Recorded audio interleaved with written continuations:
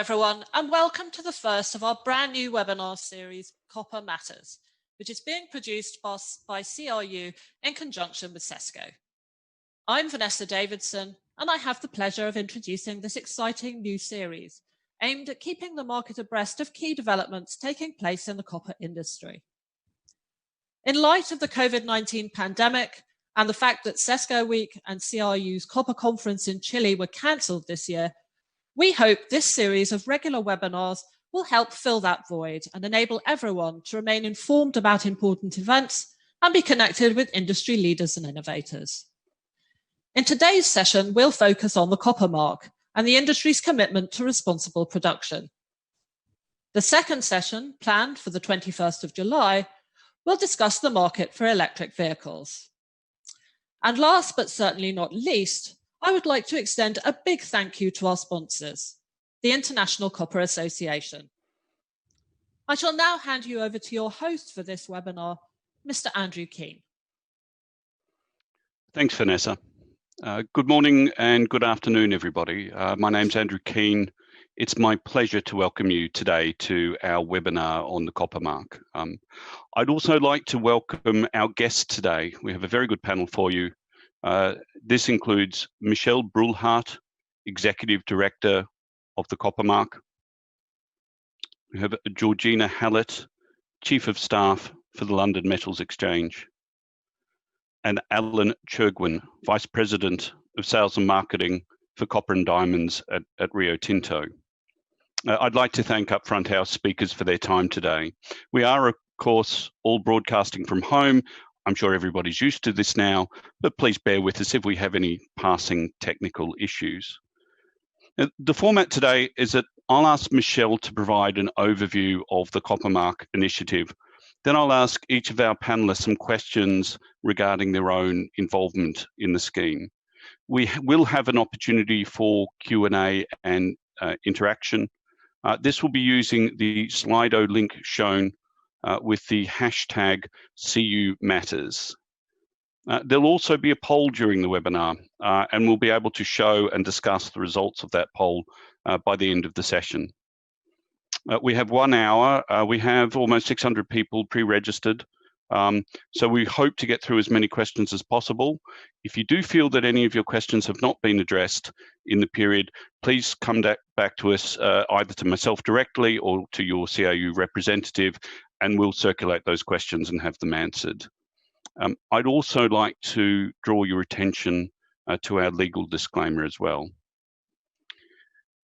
Now, the time here is going to be devoted to our panelists. I just want to make a couple of opening comments from myself. We all know that ESG pressures in the metals and mining industry are not going to go away. You can see this from capital markets, where asset managers need to prove that part of the service they provide is that their investments meet environmental, social, and governance roles. It's going to be a growing issue for consumers who will, over time, need to ensure and prove responsible sourcing. This also means that it's an issue, naturally, for exchanges. And the LME has been very proactive in this area, starting originally with cobalt, but we've also been discussing the issue of carbon and aluminium as well.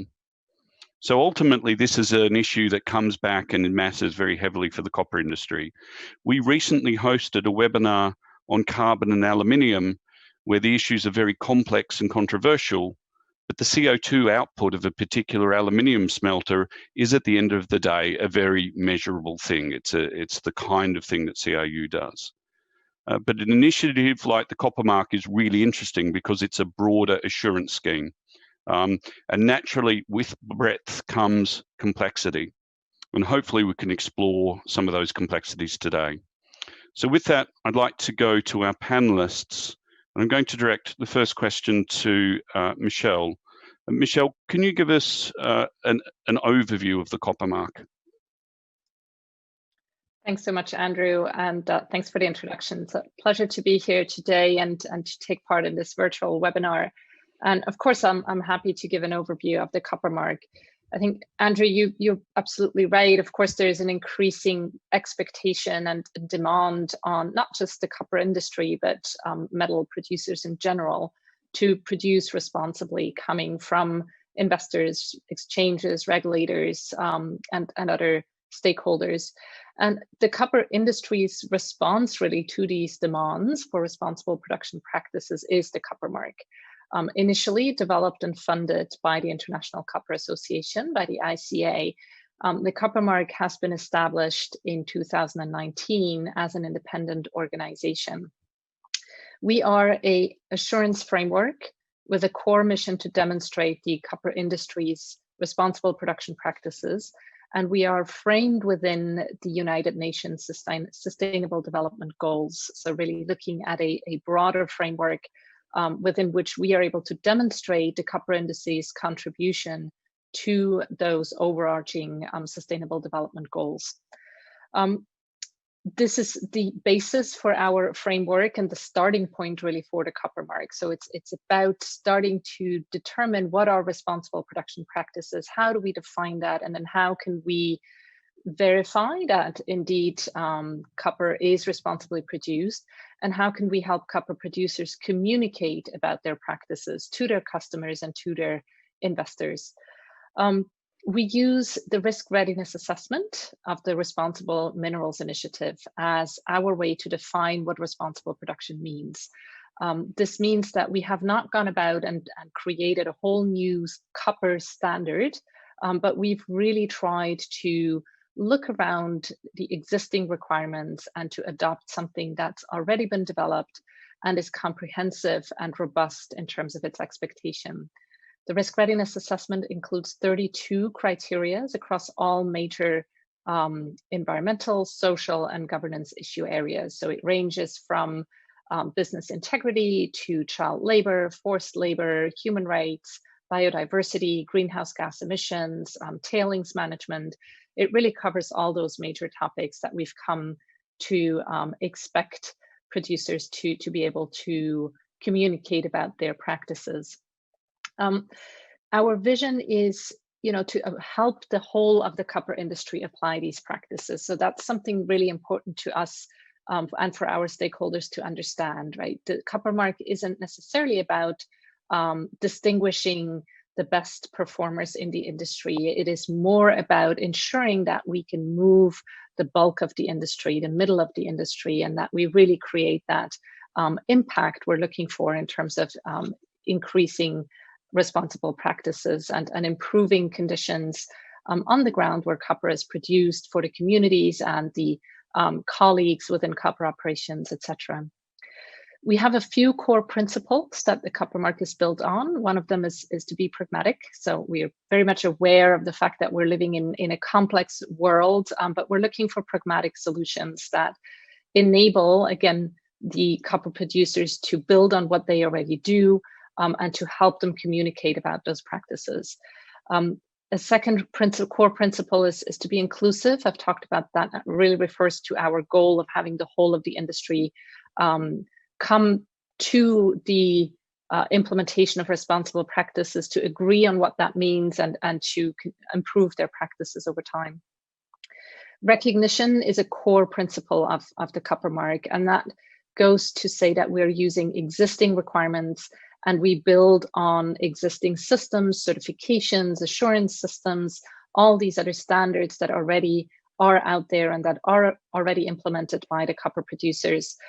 We have various ways in which we integrate recognition in our processes, starting with the adoption of the risk readiness assessment and then going to equivalencies with existing systems.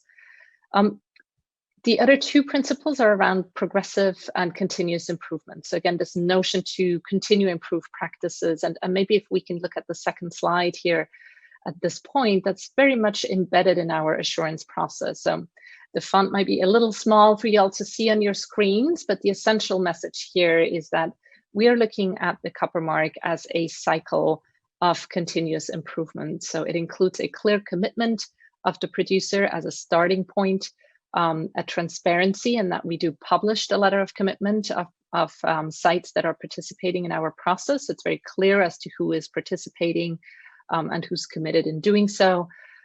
We're then going through a period of 1 year where the producer has time to self-assess their practices, to have that self-assessment independently reviewed. And then there is an expectation for practices to be reviewed by an on-site assessment through an independent third-party assessor. Again, that can be done either through the Copper Marks process or through an equivalent existing system. After that, there is a time up to 12 months, again, where a copper producer can address any gaps that may have been identified and can really work on improving their system to be fully conformant with all criteria of the Copper Mark within 24 months of signing up for this process. And at the end of this, the producer then enters a reassessment cycle every 3 years. So again, there's an expectation that every 3 years performance needs to be reassessed, but also every 3 years, the core requirements that underlie our system will be reviewed. And so we do expect to see, in a way, an evolution of the criteria, and usually they become more stringent and not less stringent over time. And with that, a sort of raising of the bar and a continuous improvement over time. So that's in a nutshell who we are, and in practice how we apply our assurance framework. Thank you very much for that. I'd like to turn to Georgina now and ask her a question. Why did the LME decide to add requirements for responsible sourcing of metals, and can you tell us about how those requirements work? Yes, thanks, Andrew, and thank you very much for the invitation to be here with you all today. Absolutely. So we have been monitoring the situation with responsible sourcing for some time, probably starting with the Dodd-Frank requirements in Section 1502. And we were aware that we were hearing an increasing amount of noise from our members, from consumers, and from some producers saying, so what is the LME going to do about this? You are a physical exchange. You have a lot of physical contracts that go through you. At what point do you, the exchange, sort of step up and take some action? So in 2017, that lobbying reached the point where we thought, okay, I think the market is really asking us to move now. So we did a survey with all of our brands. That includes our circa 92 copper brands, which are produced by about 50 copper producers.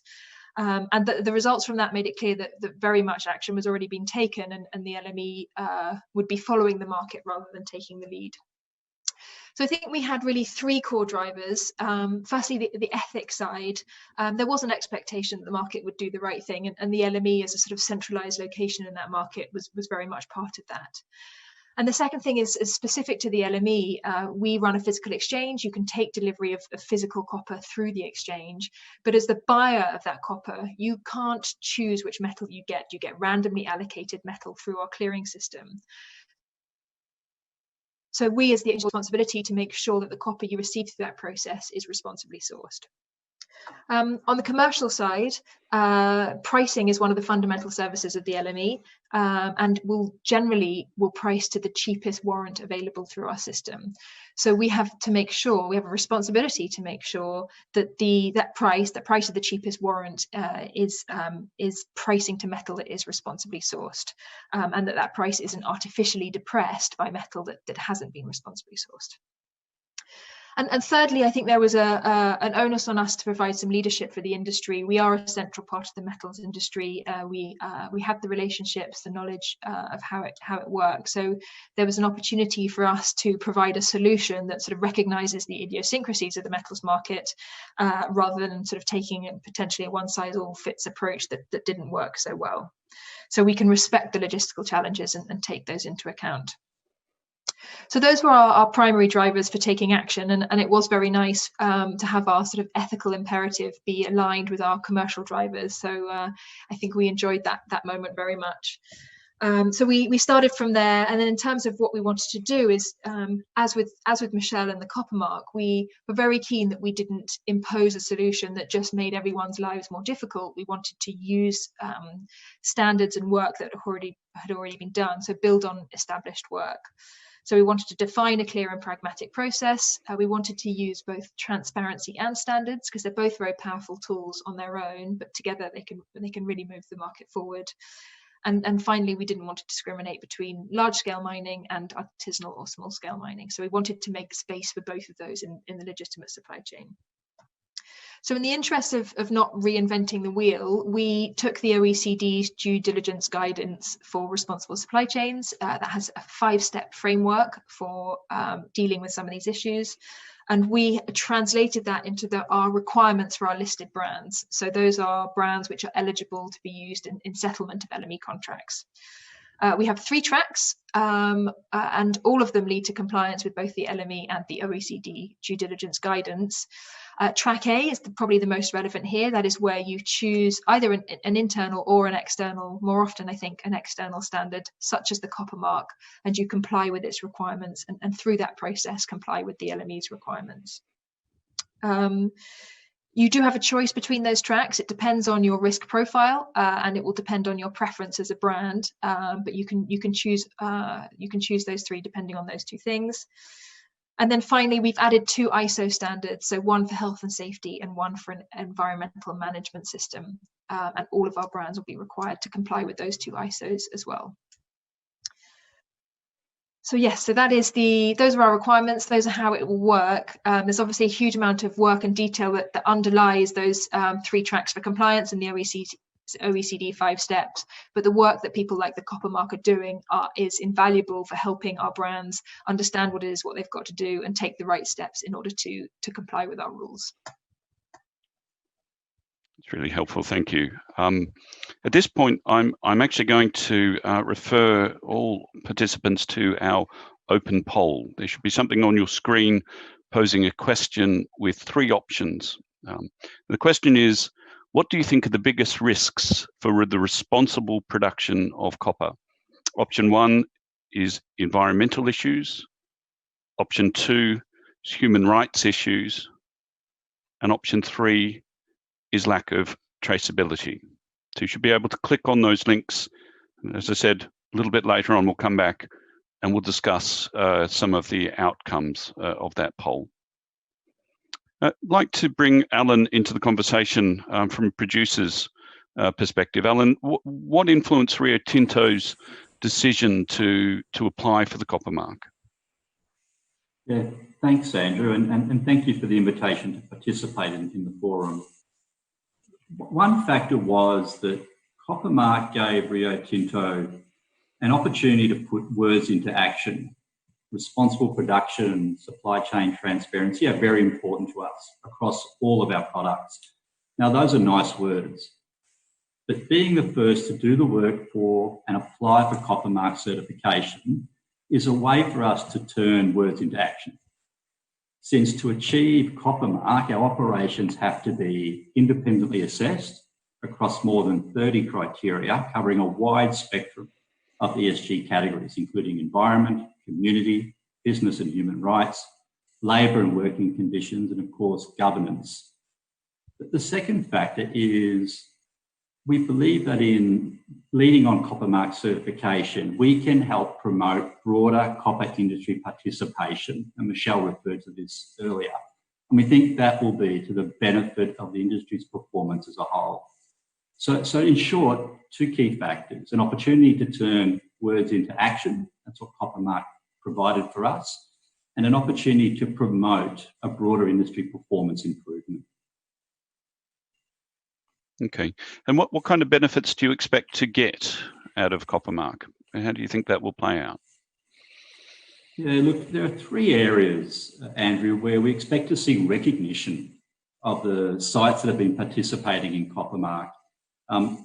One area is a privilege to operate. So Rio Tinto has access to vast resources of copper, and that comes with an obligation to be good stewards of these resources. Now, the Copper Mark, as the first and only comprehensive social and environmental assurance system for copper, is a demonstration of our responsible production practices. So that's one.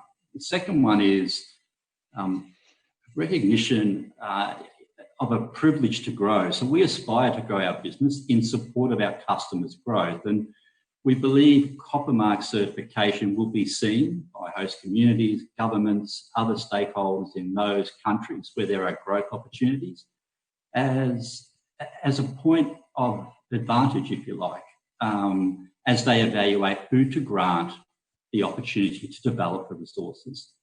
And then the third area of recognition is around privilege to partner with our customers. And we can look to the examples set in other industries and other markets whereby customers and the customers of our customers are increasingly demanding assurance or a guarantee that the products they are supplied with are produced responsibly.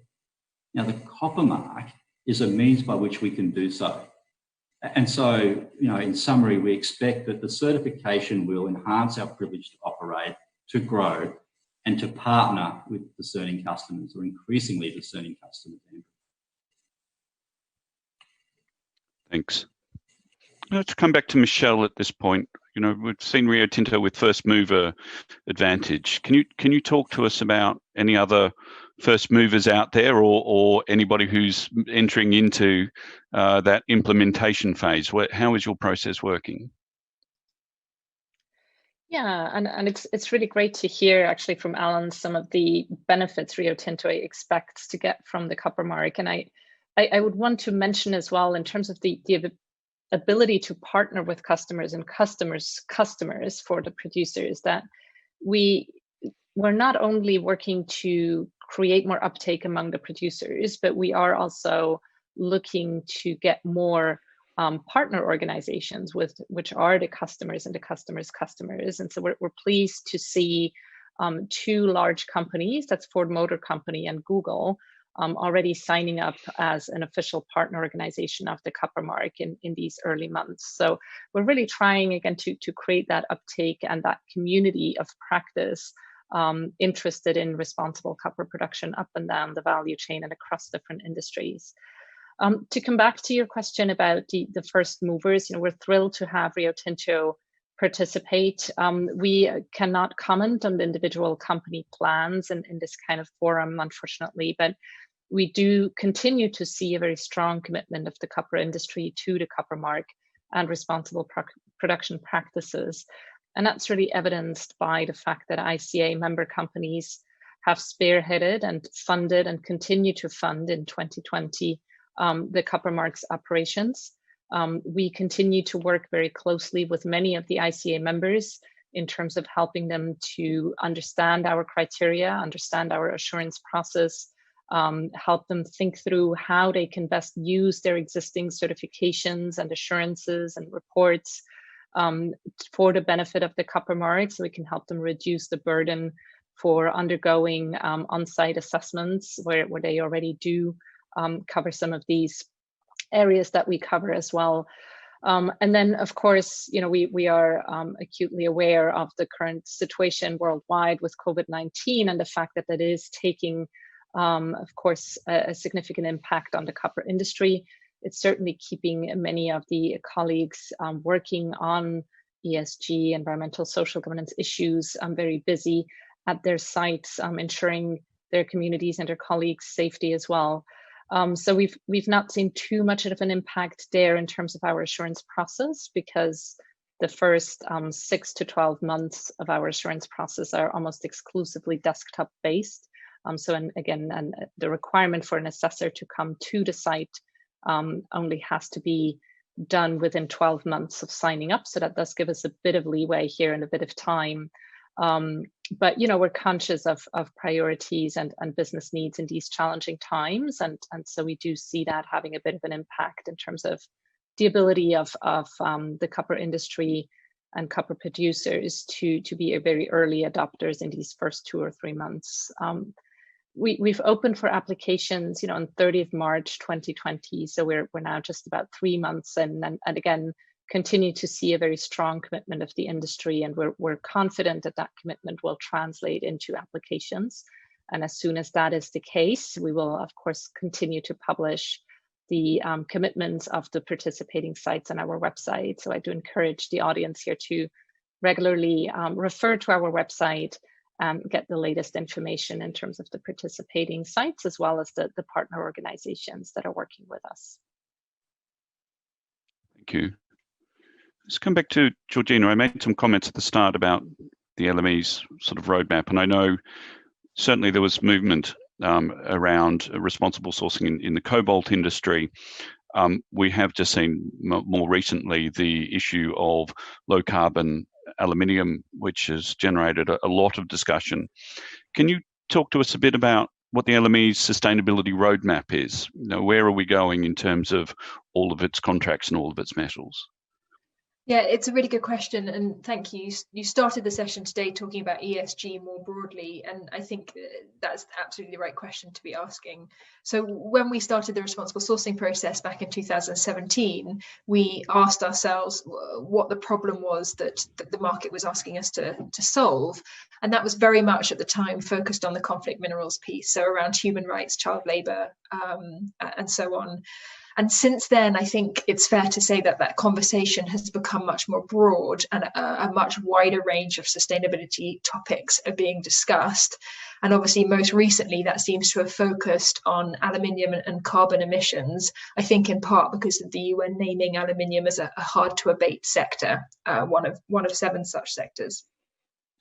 So we have begun to think, okay, well, we've made great steps with responsible sourcing. I think the market is broadly with us now, and the implementation process is underway.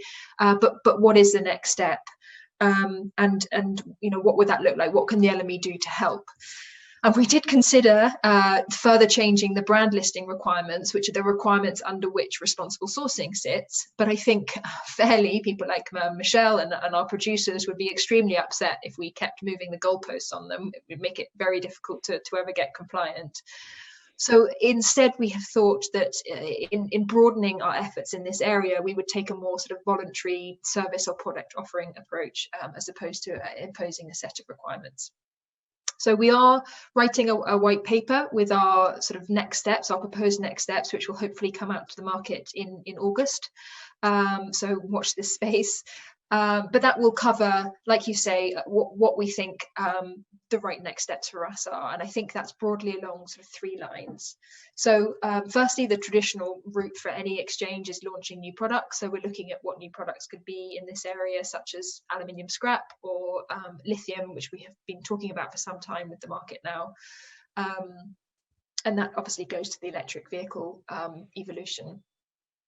The other thing we'd like to do is increase transparency. So we have been talking now for some time about making certificates of analysis, which are the documents that go with metal as it comes in and out of warehouses, about making them electronic. So providing a platform on which those can be put, which would make the market much less paper intensive.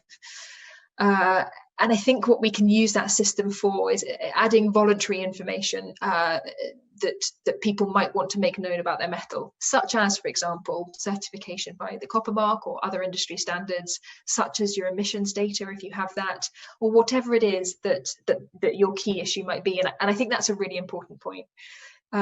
Aluminium has been the focus on the carbon side, but every metal will have its own story and will have its own set of issues that it's looking to address. So a system where people can voluntarily upload information about their metal on things that they would like to talk about means that the LME isn't saying, okay, these are the issues that we think are important. It allows the market to make that decision for themselves.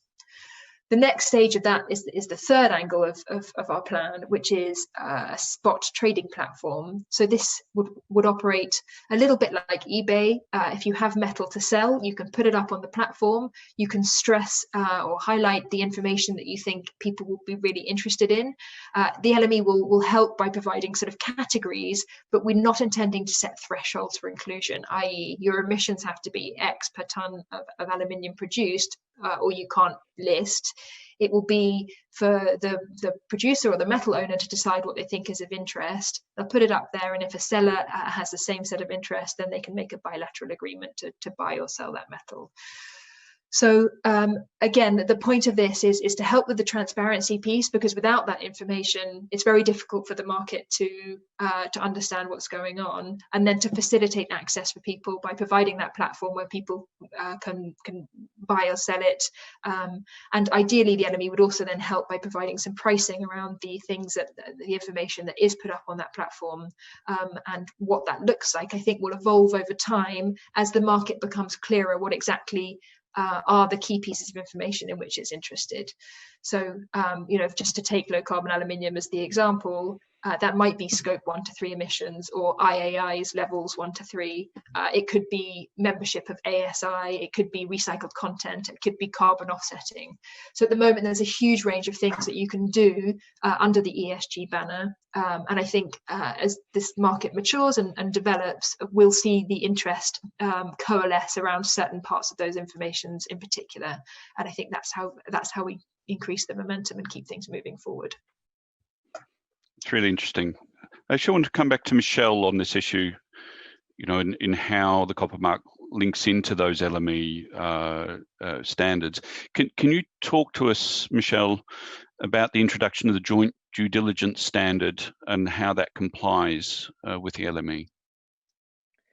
Sure, yeah, and so we're almost taking a step back here now in terms of not where the LME is looking to go, but how do we even make sure that all its brands are able to comply with the current expectations that will come into force?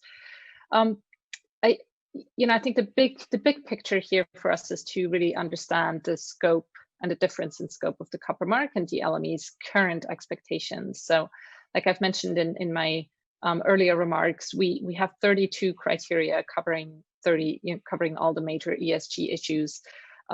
3 of those criteria are relevant to the LME. That's the 2 criteria regarding environmental management systems and occupational health and safety. And then there is the due diligence criteria. So that's the big one that you can see on this slide here. So the copper mark overall, and if you see the copper mark logo, on Alan's site and Rio Tinto's sites, hopefully soon going forward, that means the site has been assessed against all 32 criteria of the copper mark. So it's a much broader scope, and that's how we think we're going to fit also going forward into LME's expectations around responsible practices, right? It's by making sure that we are not focusing on just one element, but we're really having that comprehensive scope. Now, specifically on that one criteria 31, and that's the expectation to apply and implement the OECD due diligence guidance. Georgina mentioned track A of the LME and the ability to use an external standard for that.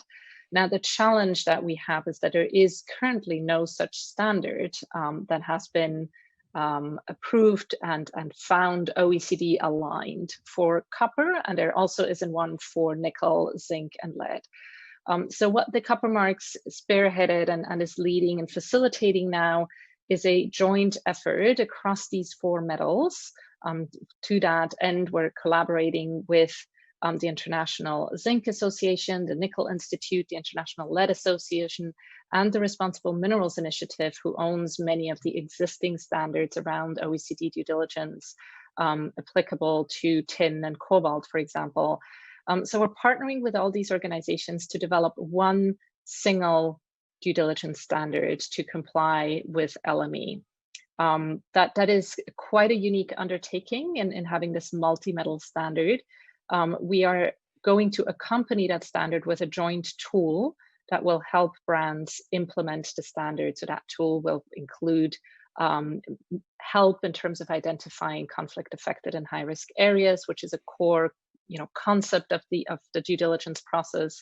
And it will really hopefully be again very pragmatic and helpful for companies to implement that due diligence according to the standard.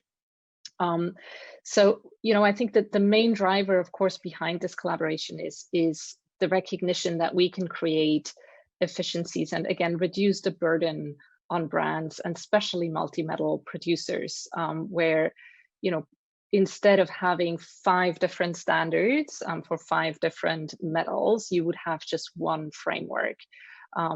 Your compliance with the standard would then be assessed using the copper mark assurance framework. So the same framework, the same level of scrutiny of making sure assessors are qualified and competent, making sure there is sufficient independence in the assessment process. All of these sort of core principles that come with an assurance process will leverage that and will apply it to this joint due diligence standard.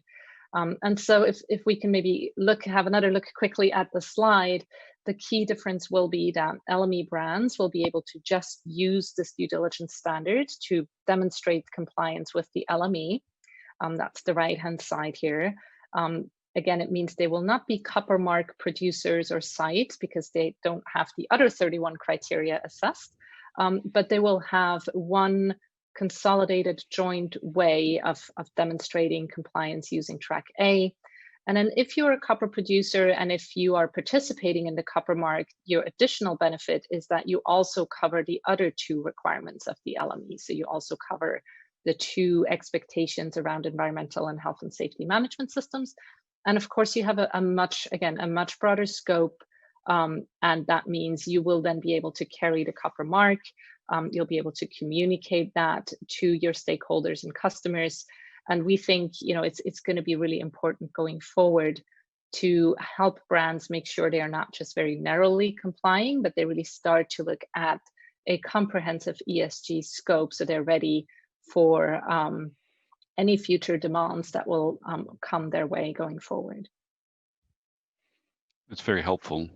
I'd like to come back to Alan and talk about how this impacts on particular sites. I mean, you're going for copper mark certification at Kennecott and Oyu Tolgoi. What do you think the benefits to those sites will be from this system? Yeah, Andrew, I think that, the benefits I spoke to earlier will still apply to site level. The certification to copper mark will enhance the privilege to operate at a site level and to expand at a site level, and it'll be essential to partnering with customers because the certification is at a site level. But in addition to that, at the core of copper mark is this concept of continuous improvement of production practices at participating sites. And so you can imagine that copper mark certification will help drive further improvement. And it'll help drive the sorts of improvements we've seen, for example, at our Kennecott operation in the USA, where we made an investment recently to reduce the carbon footprint associated with that copper production by shutting down coal-fired power plants and in favour of buying renewable power from the grid and giving Kennecott, a step change in terms of carbon footprint in the US. So I can see that it will be a mechanism for continuous improvement at a site level. And I think the last one, Andrew, but certainly not the least, I think it's something that the employees can be proud of once their site in which they work is certified and something that they can speak proudly of when they're out of the workplace and in their local communities. I hope so, at least. Thanks. And what about your customers? I mean, this will be a certification of your product. Have you had any reaction, or do you expect any reaction from customers?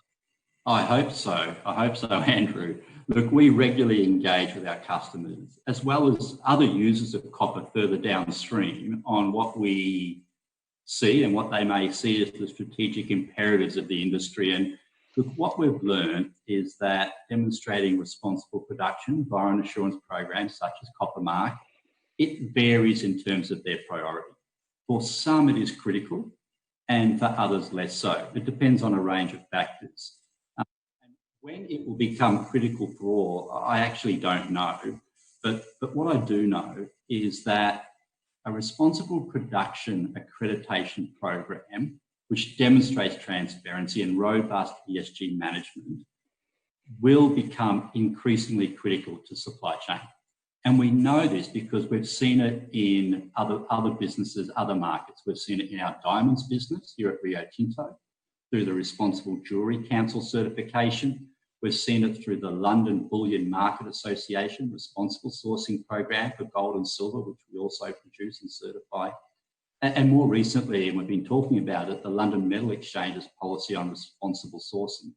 And so, we're very confident that more and more of our customers and their customers will expect Copper Mark certification for those operations they rely on for the supply of their essential raw materials, such as copper. I think the trend is a clear one.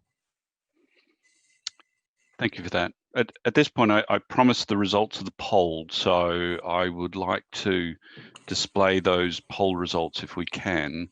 with regard to our question on what the major issue would be. I am the responsible material sourcing business analyst. We have a video playing at the same time. I'll just so clearly environmental issues, 68 votes, 51%, human rights issues, 9.8% at 13 votes, and lack of traceability, 40% and 52 votes. So interestingly, a very heavy skew really towards environment and traceability rather than human rights. I guess actually, can I ask Michelle your thoughts on that? You're running a multi-factor assessment. How do you react to that poll? I think that's probably a really good indication, you know, how important it is, one, to be comprehensive, because different audiences will likely have different poll results in terms of their key priorities, but really also a reflection of what is important to the copper industry. And one of the, you know, in 2018, 2019, ICA conducted extensive consultations of external stakeholders, and actually initially had proposed to focus on a smaller set of criteria for the copper mark. I believe it was 18 or so, saying, you know, we really want to focus on these environmental issues, for example, you know, issues that we believe are key, are material and salient in the copper production. And the feedback we've gotten from stakeholders was very clearly one to say, no, you know, go for a comprehensive scope. Do not choose certain areas over others because the priorities may change. Again, different stakeholder groups may have different priorities. Some may be more vocal than others. I think it's undeniable that issues around climate change, environmental management, greenhouse gas emission are very important for the copper industry. But equally, you know, issues around human rights, and with this due diligence expectation in the LME's responsible sourcing policy, are something brands will have to comply with. And so it is really key to look at responsible production holistically and comprehensively. I think it's very interesting to see the traceability aspect. That is something that we've consciously decided with the copper mark we would put in phase 2. So we do have a commitment to add a chain of custody system to the copper mark in the course of the next 2 to 3 years. And that is really to respond to this call for additional transparency over supply chains, you know, again, chain of custody information, the ability for information to flow up and down the supply chain. Oftentimes traceability, of course, it's quite a broad term that is used in different ways by different stakeholders as well, but really that interest or increasing interest from value chain actors in copper and other materials to obtain more information about where their materials come from and how they are produced. This is something that we're aware, and like I said, have committed to build a system for the copper mark over the next 2 to 3 years. So it's good to sort of see that interest confirmed in this poll for this piece of work as well. And Georgina, can I get your thoughts as well? Because yeah, traceability has come up as one of the key issues that people are raising as a question. Can I get your thoughts on that poll as well? Yeah, so I mean, it's interesting because I think to a certain extent, without traceability, you can't really address the other issues. So, I mean, you could be doing great work on the environment or your human rights, and if you don't have a system for tracking that and making it transparent, then no one will know about it. It's a bit unfair to say, but I think the timing of this is really interesting. I think it would be interested to know if we'd asked the same question 2 years ago, if the results had been the same. Certainly the LME's experience is that the human rights score would have been much higher. And I think the environmental one has grown over the last year or so. That's, like I say, easy to say because there's no way to test it. But we do get told that there is a sense that now the LME's rules are out there, LBMA, as Alan mentioned, OECD work by people such as the Copper Mark, that there is a sense that the human rights work is underway and is in place and people can rely on that, and therefore that there's a sense which per our discussion earlier, I think does center around the environmental side. So I think in that respect, these results aren't a huge surprise, but they just show that we've got more work to do, and we can't stop here. And Alan, your thoughts on the poll distribution, the weight towards environmental issues and traceability? Yeah, thanks, Andrew. Look, I would say each is incredibly important. Certainly that's been my experience. Moreover, it's not an exhaustive list either, but I think in our business, we must address each of the risks. If you're going to be granted by stakeholders that right to operate and to grow and to partner, I think what Coppermark does for us is one, it helps us demonstrate how we're implementing these responsible practices and supply chain transparency, but in a comprehensive way across the 32 areas. But what I think is really important is, I think what's coming through here is what we view as the greatest risk will evolve over time, and stakeholders' view on what's the greatest risk will evolve over time. And so what Coppermark does is it provides for review of the certification requirements every 3 years so that it can evolve over time and as stakeholder expectations evolve over time. And so I guess my take on it, Andrew, is it'll look different tomorrow, it'll look different in 3 years and 5 years. And so, we need to make sure that, with respect to Coppermark, it evolves in a direction which is consistent with our stakeholders' expectations as they change over time. Thank you. I'd like to certainly go towards some more general questions. We have two questions that we have pre-recorded from people. The first question is from Kerry Abbott, Responsible Material Sourcing Business Analyst at Ford Motor Company. Can we play Kerry's question, please?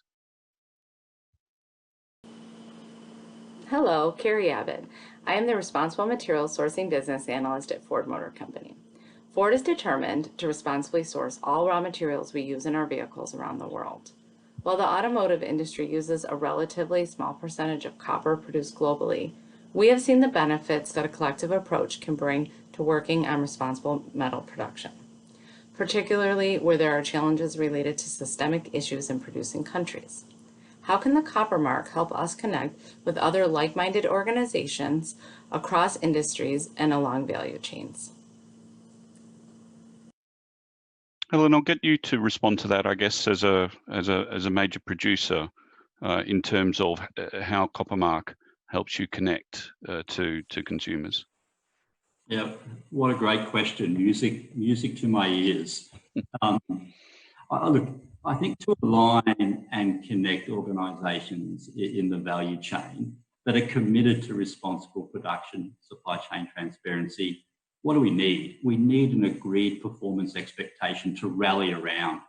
And Coppermark is the first and only assurance system we have for copper that demonstrates the industry's responsible production practice. So it's giving us that agreed performance expectation for the actors in the value chain to rally around. I think the second point is, I touched on it, I think, with respect to the previous question, look, the risk readiness assessment criteria developed by Responsible Minerals Initiative in strength to other standards, and combined with a review every 3 years with input from key stakeholders, right?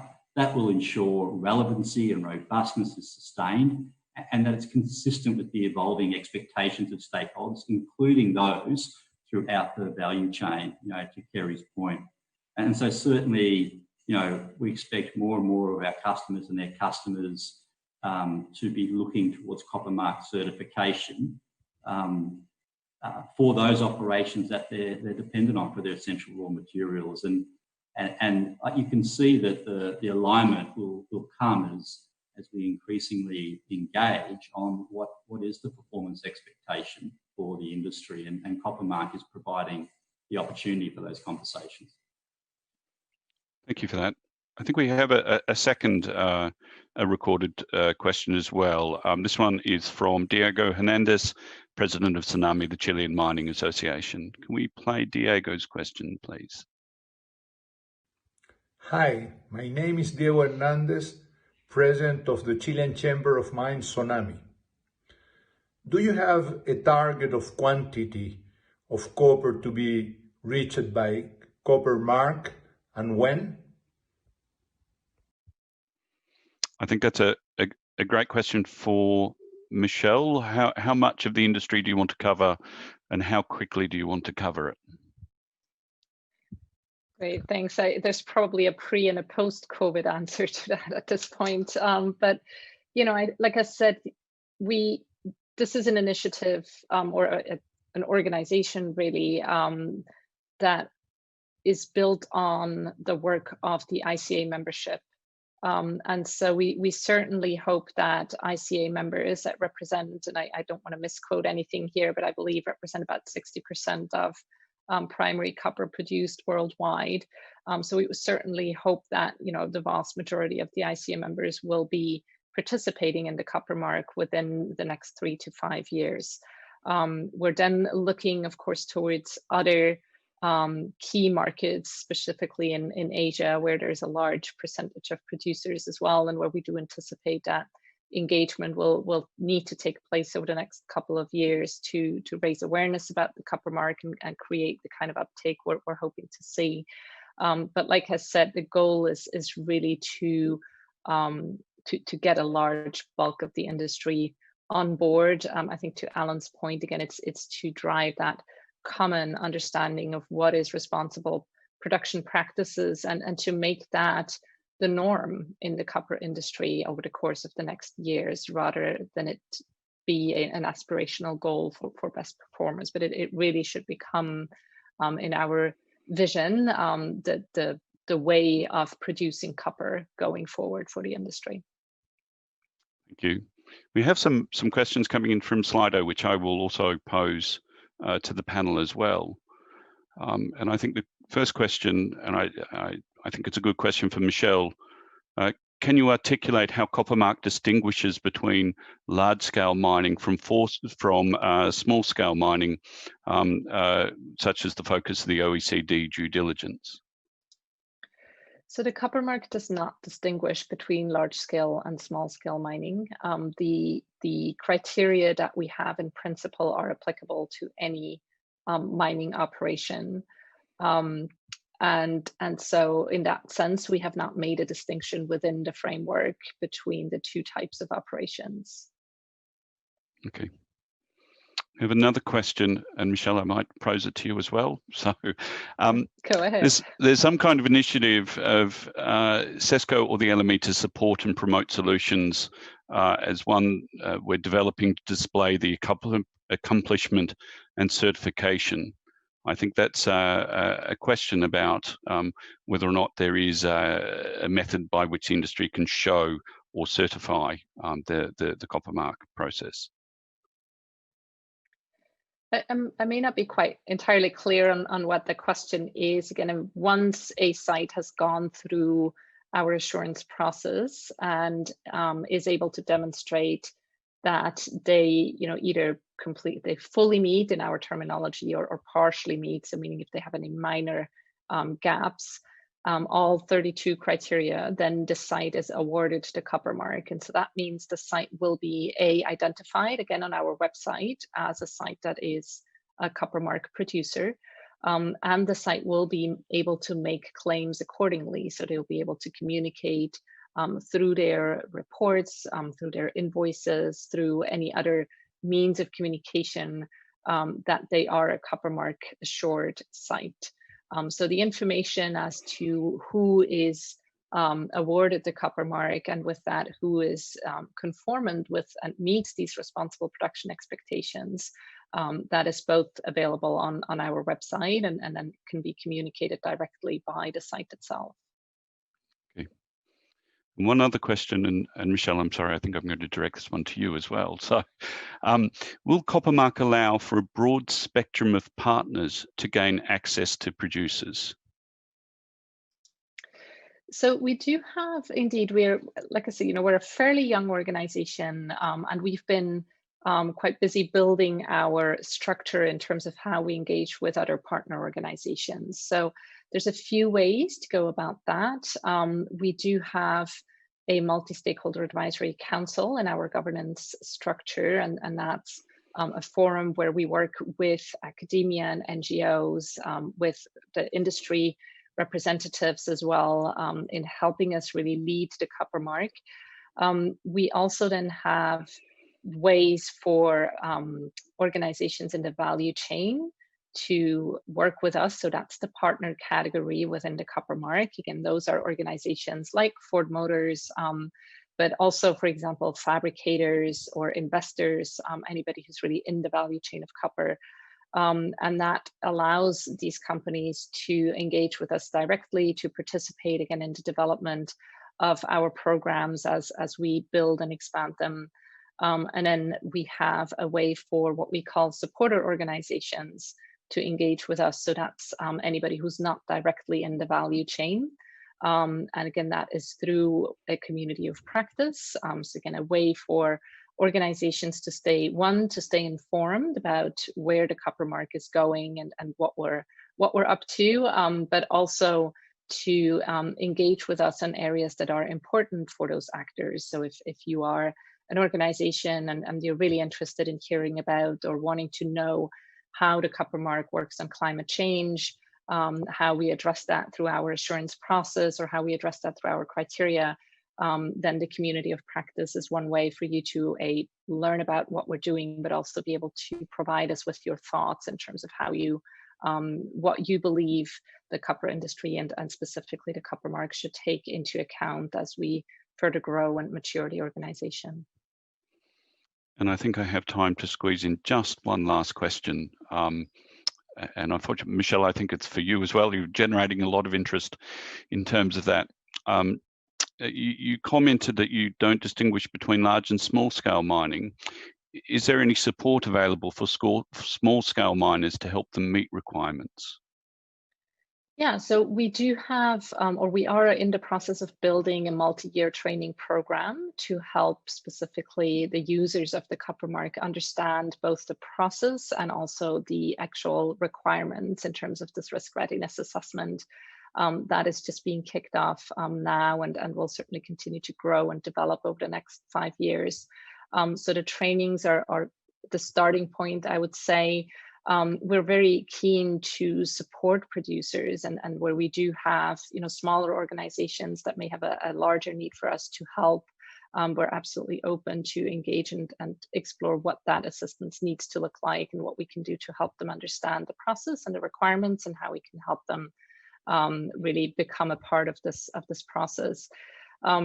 Again, as I've mentioned with the assurance process, there is a 2-year time frame that a site has to fully meet all 32 requirements. So there is what we believe a reasonable period of time incorporated in our process to allow for sites to understand the requirements and to address any gaps that they may have. And we're certainly willing to work with them in making sure they're able to do so in that period of time.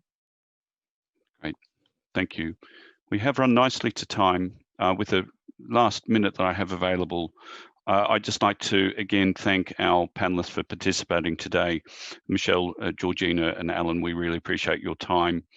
I'd also like to thank the ICA, the sponsor of today's webinar. And the last thing I would like to say is Crew and Cesco invite you to join us on July the 21st for Copper Matters Episode 2, Electric Vehicles Propelling Copper into the Future.